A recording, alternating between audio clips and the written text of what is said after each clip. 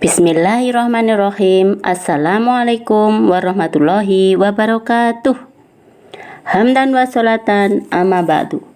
Perkenalkan, nama Ustadzah Nuryati. Kalian bisa memanggil saya dengan Ustadzah Nur ya. Apa kabar anak-anakku sekalian? Kelas 10 sehat ya insyaallah. Alhamdulillahirabbil alamin. Alhamdulillah, pada pagi hari ini kita masih diberikan kesehatan, kesempatan sehingga kita masih bisa belajar hari ini dengan tiada halangan suatu apapun. Oke, hari ini kita akan belajar dengan bab 1 dengan judul Al-Quran. Dalam pembelajaran kali ini ada beberapa kompetensi dasar yang perlu kita capai. 1. Menghayati Al-Quran adalah wahyu Allah Subhanahu wa Ta'ala. 2. Mengamalkan sikap santun dan kritis dalam menuntut ilmu. 3. Menganalisis pengertian Al-Quran dan wahyu menurut para ulama. 4. Menyajikan hasil analisis pengertian Al-Quran dan wahyu Allah dari para ulama. Oke, langsung saja kita masuk ke pembahasan. Bab 1. Al-Quran adalah wahyu Allah. Sebelum Bu Guru teruskan, siapa yang tahu apa sih Al-Quran itu? Tentunya sebagai orang Islam, kita sudah tidak asing lagi ya dengan Al-Quran. Al-Quran merupakan kitab suci terakhir yang diturunkan oleh Allah Subhanahu wa Ta'ala kepada Nabi Muhammad SAW. Allah juga menurunkan kitab-kitab suci kepada Nabi sebelum Nabi Muhammad SAW.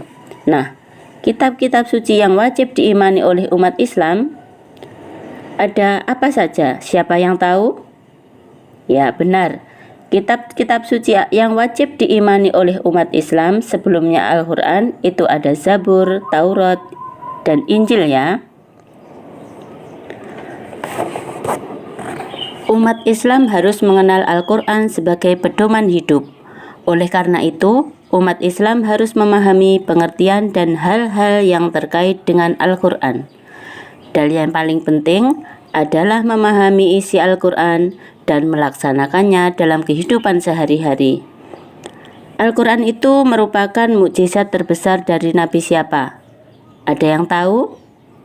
Ya, benar sekali.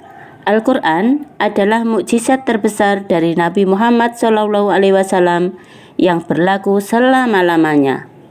Al-Quran itu tidak mungkin dapat ditiru dari aspek manapun dan oleh siapapun, baik dari segi indahnya bahasa maupun yang lainnya. Nah, di sini ada beberapa pengertian dari Al-Quran anak-anak. Para ulama ahli Al-Quran memiliki pemahaman dan definisi tentang Al-Quran, baik dari segi etimologi maupun terminologi.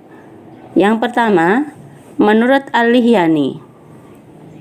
Menurut Al-Lihyani, Al-Quran adalah bentuk kata benda atau inti masdar dari kata kerja qara'a yang artinya membaca. Dari kata ini, Al-Quran bisa diartikan sebagai bacaan atau suatu yang dibaca. Yang kedua, menurut Al-Asy'ari. Menurut Al-Asy'ari, kata Al-Quran berasal dari lafadz korona yang artinya menggabungkan sesuatu dengan yang lain. Kata ini lalu dijadikan sebagaimana kumpulan wahyu yang diturunkan kepada Nabi Muhammad SAW. Pendapat ini juga didasarkan pada kenyataan bahwa surat-surat, ayat-ayat, dan huruf-huruf Al-Quran saling beriringan dan saling digabungkan. Yang ketiga, menurut Al-Fara. Asal kata Al-Quran adalah lafadz khoroinun yang merupakan bentuk jamak dari kata korinatun yang berarti petunjuk atau indikator.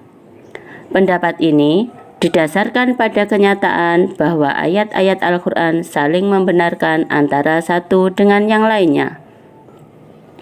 Dan yang keempat, ini menurut Az-Zujaj.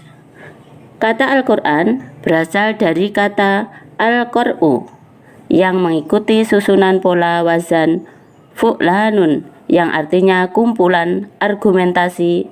Pendapat ini karena Al-Quran terdiri dari kumpulan surat-surat dan ayat-ayat yang memuat kisah-kisah perintah dan larangan. Yang E, ini menurut Asy-Syafi'i.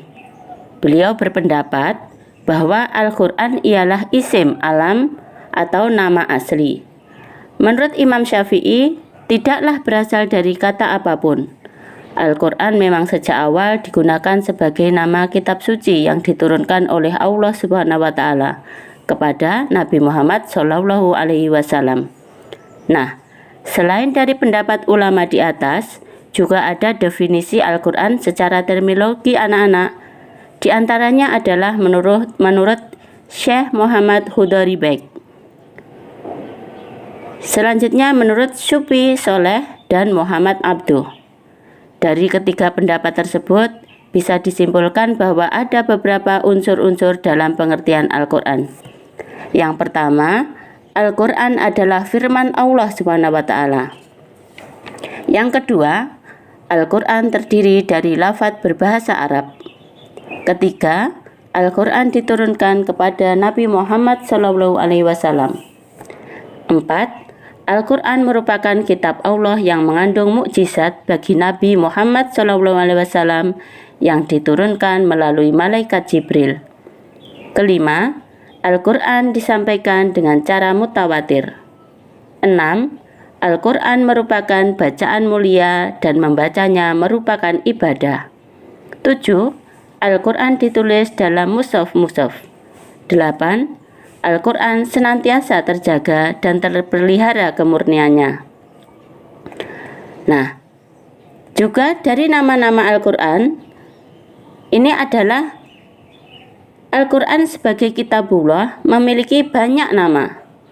Dalam kitab Al-Itqan, karya Imam Suyuti, ada 55 nama Al-Quran. Pendapat yang sama pun juga disampaikan oleh Az-Zarkashi. Bahkan pendapat lain ada yang mengatakan 78 nama. Nah, dari beberapa nama Al-Quran, yang paling populer yaitu yang pertama adalah Al-Quran. Al-Quran ini adalah paling populer dan paling sering dilekatkan. Yang kedua, Alkitab. Al-Quran sering disebut sebagai Alkitab atau Kitabullah, artinya kitab suci Allah. Alkitab juga bisa diartikan yang ditulis. Ketiga, Al-Furqan. Al-Furqan di sini artinya adalah pembeda. Maksudnya, yang membedakan antara yang hak dan yang batil. Keempat, Az-Zikr, yang artinya pemberi peringatan. Melalui Al-Quran, Allah memberi peringatan kepada manusia. Kelima, At-Tanzil. At-Tanzil di sini artinya adalah diturunkan. Al-Quran diturunkan oleh Allah Subhanahu wa Ta'ala kepada Nabi Muhammad SAW melalui perantaraan malaikat Jibril untuk disampaikan kepada seluruh umat manusia.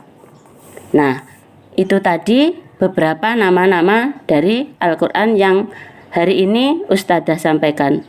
Masih banyak nama-nama lain yang belum Bu Guru sampaikan.